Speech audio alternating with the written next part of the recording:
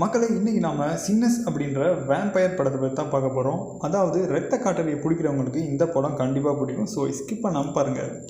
1932 கருப்பின மக்கள் கொத்தடிமைகளாக பருத்தி பண்ணைகளில் வேலை செஞ்சு கொண்டு வந்த நாட்களில் நடக்கிற கதை தான் இது. அந்த காலத்தில் தன்னோட இசையால் பேய்களையும் ஆவிகளையும் கவர்ந்திருக்கக்கூடிய அளவு திறமை உள்ளவங்களும் வாழ்ந்தாங்க. அப்படி ஒருத்தர் தான் ஷமி. அவனோட அப்பா அந்த ஊர் பாஸ்டராக இருக்கார். அந்த ஊரில் ஸ்மோக் அப்புறம் ஸ்டாக்னு 2 டான் இருக்காங்க. அவங்களும் கருப்பின ஆட்கள் தான். ஆனால் அவங்கள பார்த்தா எல்லாருக்குமே பயம். அவங்க 2 பேரும் ட்வின்ஸு, வேறு யாரும் இல்லை, ஷமியோட பெரியப்பா பசங்க. அவனோட அண்ணனுங்க ஸ்மாக்கும் ஸ்டாக்கும் எப்படின்னா எந்த ரிஸ்க் வேணாலும் பணத்துக்காக எடுப்பாங்க. யாரு மேலேயுமே பாவப்பட மாட்டாங்க. அப்படியாப்பட்ட முரடனுங்க. அப்படி இருக்கும்போது ஒரு வெள்ளைக்காரன்ட்டு இருந்து ஒரு பழைய குடோனை காசுக்கு வாங்குறாங்க. பட் இந்த இடத்துக்கு திருப்பி நீ வந்தினா உன்னையே கொலை பண்ணிடுவோன்னு சொல்லி மிரட்டி தான் அந்த குடோனை அவன்கிட்ட வாங்குறாங்க. வாங்கின பிறகு அவங்களுக்கு ஒரு ஐடியா வருது. என்னென்னா, காலையிலேருந்து கஷ்டப்பட்டு வேலை செய்கிற தன்னோட கருப்பின மக்களுக்காக அங்கே ஒரு நைட் கிளப் ஆரம்பிக்கணும். அதான் அவங்களோட ஐடியா. ஸோ அவங்களோட கிளப்புக்காக அவங்களுக்கு தெரிஞ்ச மியூசிக் தெரிஞ்ச அதே நேரம் வேலை செய்யக்கூடிய அப்புறம் அவங்களோட கேர்ள் ஃப்ரெண்டு தெரிஞ்சவங்கன்னு ஒரு படையை திரட்டி அங்கே வேலைக்கு கூட்டிகிட்டு போகிறாங்க. ஸோ அப்போது செமியோட வீட்டுக்கு அவனோட அன்னை ஸ்மோக்கு செமியையும் அங்கே கிட்டார் வாசிக்கிறதுக்காக அழைக்கிறான். அந்த நேரம் பார்த்து சாமியோட அப்பா பாஸ்டர் சொல்கிறாரு, அங்கெல்லாம் போகாத, குடிச்சிட்டு போதையில் ஆடுறவங்களுக்காக விடிய விடிய நீ இருந்து வாசிக்க போறியா, இதெல்லாம் நமக்கு தேவையில்லாத வேலை, இங்கேருந்து சேர்ச் வேலையை பாருன்னு சொல்கிறாரு. பட் நான் நாளைக்கு காலையில் வெள்ளனைக்கு வந்துடும் அப்பான்னு சொல்லிவிட்டு அங்கேருந்து கிளம்புறான். அந்த நேரம் அவனோட அப்பா அவனுக்கு சொல்கிறாரு, பேய்களோடு சேர்ந்து நாம் நடனமானா ஒரு நாளைக்கு அந்த பேய் நம்மளோட சேர்ந்து நம்ம வீட்டுக்கே வரும். அதனால இந்த மாதிரி வேலையெல்லாம் பார்க்காதுன்னு சொல்கிறீ. ஆனாலும் இசை மேலே உள்ள ஆர்வத்தில் அங்கேருந்து பழைய கிட்டார் எடுத்துகிட்டு அவன் கிளம்பிடுறான். ஸோ அவங்க நினச்ச மாதிரியே நைட்டுக்கு கிளப்பும் ஸ்டார்ட் ஆகி பார்ட்டியும் களை கட்டுது. அவங்க எதிர்பார்த்த மாதிரியே நிறைய பேர் பார்ட்டியில் கலந்துக்கிறாங்க. மக்களும் ஜாலியாக ஆடி பாடி என்ஜாய் பண்ணி போதை டான்ஸ்ன்னு சந்தோஷமாக இருக்காங்க. இந்த நேரம் பார்த்து பக்கத்து ஊரில் ஒரு சம்பவம் நடக்குது. என்னென்னா, ஒரு இரத்த காட்டேரி ஒரு வீட்டுக்குள்ளே பூந்து ஒரு கணவனையும் மனைவியையும் கடித்து அதோட சேர்த்துக்குது. இரத்த காட்டேரி யாரெல்லாம் கடிக்குதோ அவங்க எல்லாம் இரத்த காட்டேரியாக மாறிடுறாங்க. இங்கே பார்ட்டி நடந்துகிட்டு இருக்கும்போது அந்த பியானிஸ்ட்டு செமியை கூப்பிடுறாரு கிட்டார் வாசிக்க. இப்போது செமி அவனுக்கு தெரிஞ்ச ஒரு பாட்டு பாடி கிட்டார் வாசிக்கிறான். நான் ஏற்கனவே சொன்னேன்ல, ஒரு சிலர் வாசிக்கும் போது பேய்களே அதை நாடி வரும்னு. அப்படி ஒரு திறமையானவன் தான் செமியும். இப்போ இவனோட சத்தத்துக்காக அந்த 3 இரத்த காட்டேரியும் கிளப்புக்கு வெளியே நிற்குது. பட் பார்க்குறதுக்கு பக்காவாக டீசெண்டாக ட்ரெஸ் பண்ணி ஜென்டில்மேன் மாதிரி 3 பேரும் நிற்கிறாங்க. இந்த பாட்டை கேட்டு தான் நாங்கள் வந்தோம், எங்களுக்கும் பாட்டுனா ரொம்ப பிடிக்கும், ஸோ எங்களையும் உள்ளே சேர்த்துங்கன்னு சொல்கிறாங்க. ஆனால் அவங்க 3 பேருமே வெள்ளை இனம்னால இவங்க கிளப்புக்குள்ளே சேர்க்க மறுக்கிறாங்க.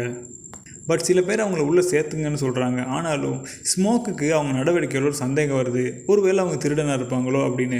அதனால அவங்கள உள்ளே சேர்க்கலை. அந்த பார்ட்டியில் இருந்த ஒரே ஒரு வெள்ளையாள் யாருன்னா ஸ்டாக்கோட கேர்ள் ஃப்ரெண்ட் மட்டும்தான்.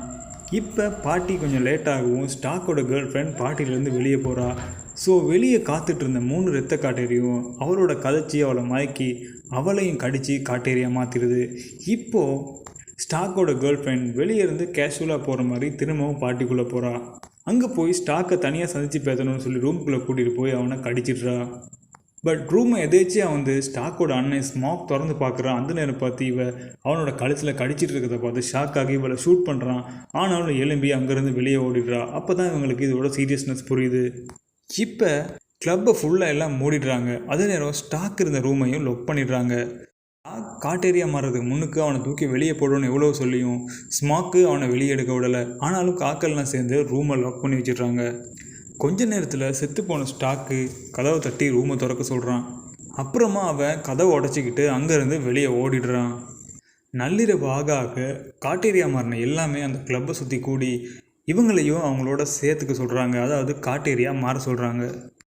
காட்டேரியெல்லாம் சேர்ந்து கதவை உடச்சி உள்ளே வருது. அந்த கிளப்பில் உள்ள பல பேர் கடிப்பட்டு காட்டேரியாக மாறுறாங்க. ஒரு பக்கமாக ஷாமி உசுருக்கு போராடி ஓடிக்கிட்டு இருக்கான் அங்கே இங்கேயும். இன்னொரு பக்கமாக ஸ்மோக்கு காட்டேரியாக மாறினா அவனோட தம்பி ஸ்டாக்கோட செம்மையாக சண்டை பிடிச்சிட்டு இருக்கான். அந்த நேரம் பார்த்து ஷாமி கிளப்பில் இருந்து வெளியே தப்பிச்சு ஓடுறான். ஸோ ஓடுனவனை காட்டேரியோட பெரிய லீடர் பெரிய காட்டேரியை பிடிச்சி அவனை கடித்து அவன் அக்க பார்க்குறான். அந்த நேரம் பார்த்து அந்த இடத்துக்கு வந்த ஸ்மோக்கு பின்னாலேருந்து கத்தியால் அவனை குத்துறான். இவங்க 2 பேரோட நல்ல நேரம் பார்த்து அப்போது விடிஞ்சிருது. அப்புறம் என்ன, சூரிய ஒளி பட்டோன்னே எல்லா காட்டேரியும் எரிஞ்சு சாம்பல் ஆகிடுது. அப்புறமா ஷாமி கையில் உள்ள அந்த உடஞ்ச கிட்டாரோட இரத்தக்கரையோட போய் அவங்க அப்பாவோட சர்ச்சில் நிற்கிறான். அவன்ட அப்பா எவ்வளவோ சொல்கிறாரு கிட்டாரை கீழே போடு போடுன்னு. பட் திரும்பவும் காரில் ஏறி அந்த ஊரை விட்டே கிளம்புறான். இப்போ 40 வருஷத்துக்கு பிறகு அவன் ஒரு சொந்த கிளப்பு வச்சு கிட்டார் வாசிச்சுட்டு இருக்கான். அந்த இடத்துக்கு இவனை எதிர்பாராத மாதிரி ஒரு சம்பவம் நடக்குது. என்னன்னா, அந்த காலத்தில் காட்டேரியா இருந்த ஸ்மாக்கோட தம்பி ஸ்டாக்கும் அவனோட கேர்ள் ஃப்ரெண்டும் அந்த இடத்துக்கு வராங்க.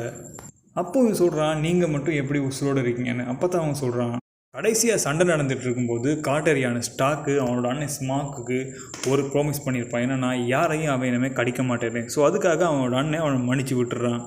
ஸோ வாழ்க்கையிலே அவனுக்கு ரொம்ப பிடிச்ச நாள் அன்னைக்கு ராத்திரி தான் அப்படின்னு சாமி அவங்ககிட்ட சொல்கிறான்.